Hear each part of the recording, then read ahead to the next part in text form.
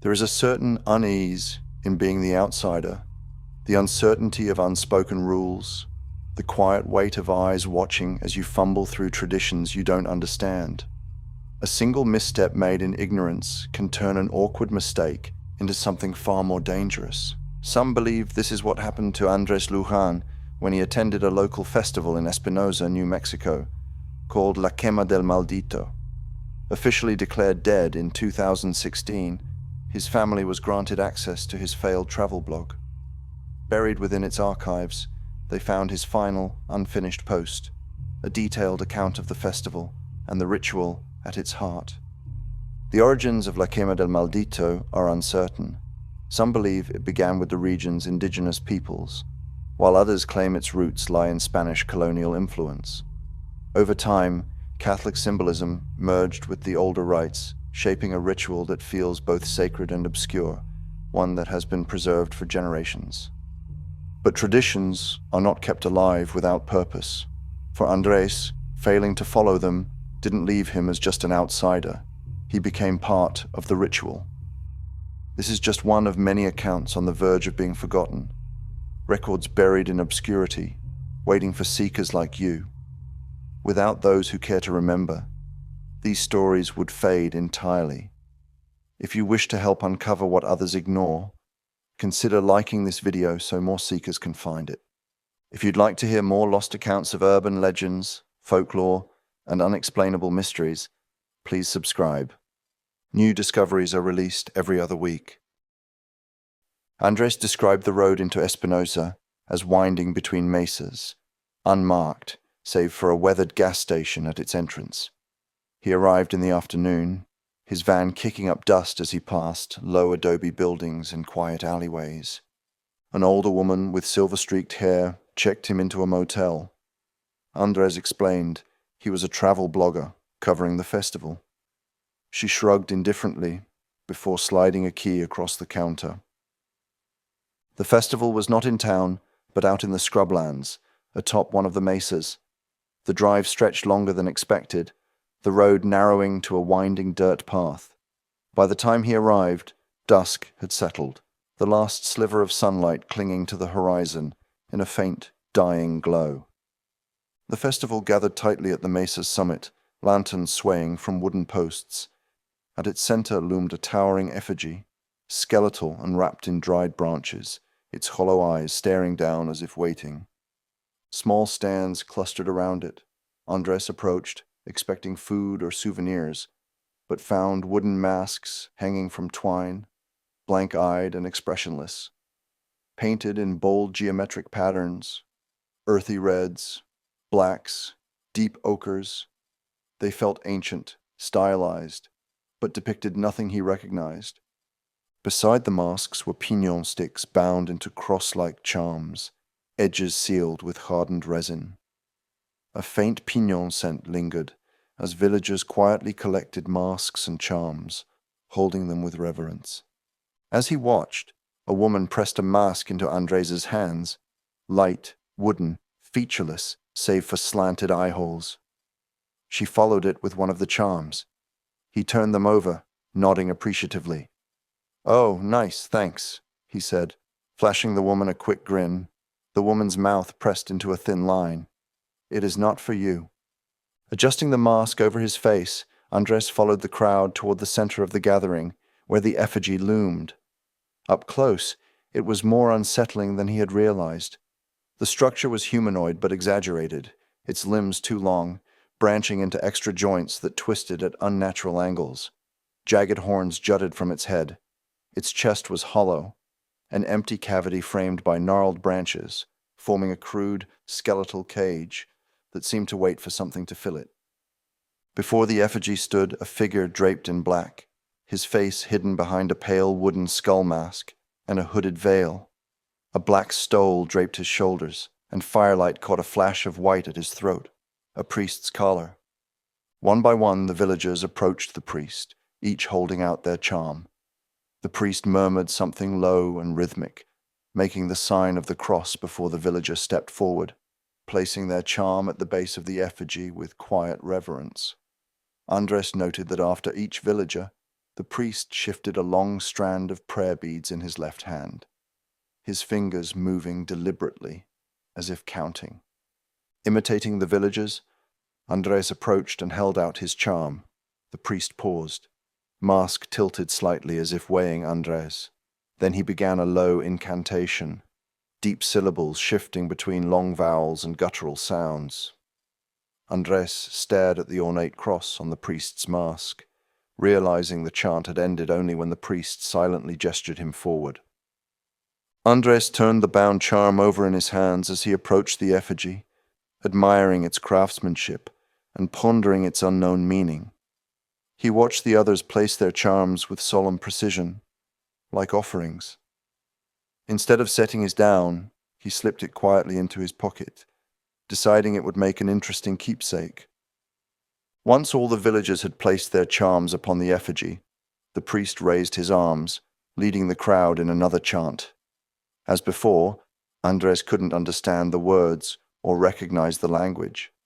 As the priest's voice rose and fell, Andrés felt an odd sensation settle into his chest, a vague, restless pressure, as though he were being watched closely despite the crowd surrounding him. Distractedly, he touched the charm in his pocket, noticing a strange, unexpected chill beneath his fingers. A heavy silence followed, broken only when someone stepped forward with a torch. Flames roared to life, swallowing the effigy whole. Andrés lifted his phone, taking a picture when the fire reached its peak. Again the villagers approached the effigy, removing their masks and casting them into the blaze. Their faces remained solemn, but their movements had lost their ritual precision. Andrés watched, expecting relief or even celebration, but instead the crowd dispersed quickly to their vehicles. He ran a thumb along the edge of his mask, then slipped it into his bag without another thought. A souvenir. The drive back to Espinosa stretched endlessly. Smoke and piñon resin hung thickly inside the van. A quiet unease settled into Andrés's gut. He glanced repeatedly into the rearview mirror, half expecting to see someone, or something, seated silently behind him. By the time he reached the motel, his nerves felt raw. He hurried into his room, annoyed at himself for letting childish fears get the better of him. Though it was late, Andrés opened his laptop, determined to capture a few quick thoughts for his blog. He began jotting notes about the night, poking fun at himself for feeling so unsettled. He laughed quietly, blaming fatigue for the strange way his reflection seemed delayed in the motel mirror, or for the unsettling impression that something moved at the edge of his vision. Just exhaustion, he wrote, nothing more. As he sorted his photos, the burning effigy caught his attention. Increasing the brightness revealed an odd shadow in the flames, and his stomach tightened. A pale figure crouched inside the effigy's hollow chest. Andrés leaned closer, trying to dismiss it as a trick of light, but the shape clarified. Unnaturally stretched limbs, impossible joints, horns rising from a faceless head, and two deep red eyes fixed eagerly on him, filled with an unsettling familiarity. He exhaled sharply, shaking his head. Just firelight, he insisted, just his tired mind twisting smoke into shapes. But his notes grew scattered, tumbling into uncertain questions. Where had the ritual originated? What was its true purpose? And why had a priest led it? The more he wrote, the less he understood. Eventually, he typed one last sentence before shutting the laptop. Visit the church in the morning. Find answers. Sleep came in restless fits, shallow and troubled.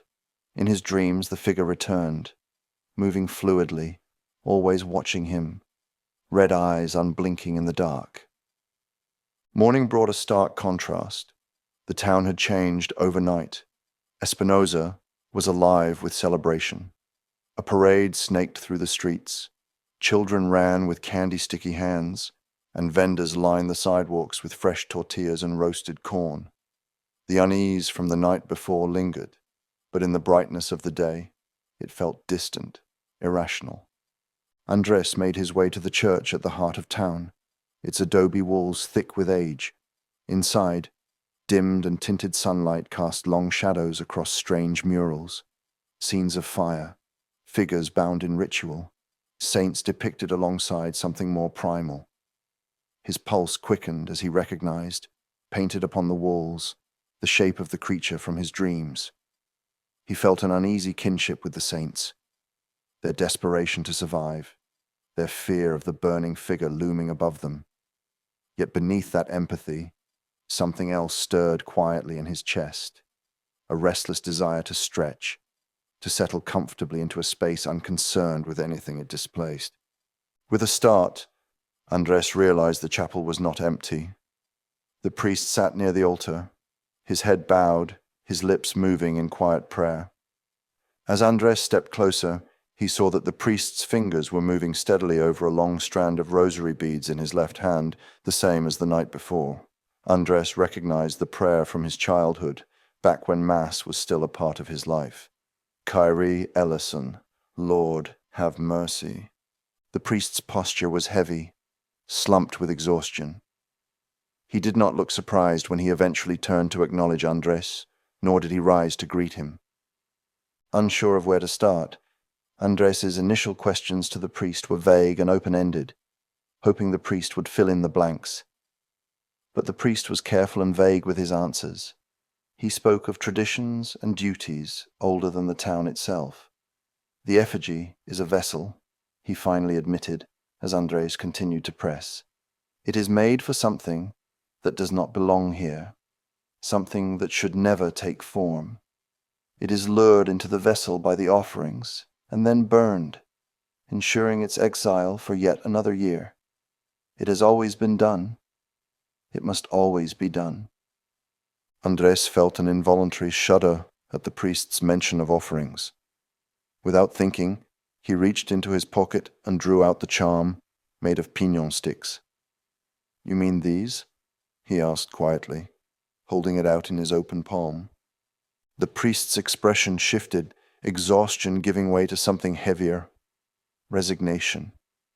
His gaze lingered on the charm in Andrés's open palm, the air thickening between them.